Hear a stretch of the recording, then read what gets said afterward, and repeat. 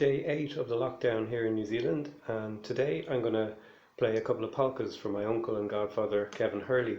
The first is Tom Sullivan's polka, and the second is Hurley Goes Cuckoo in Tarbert. And Kevin, my uncle, is from Tarbert in County Kerry, and I composed that tune for him for his 80th birthday last year. So this is for you, Kevin, and all the Hurley family.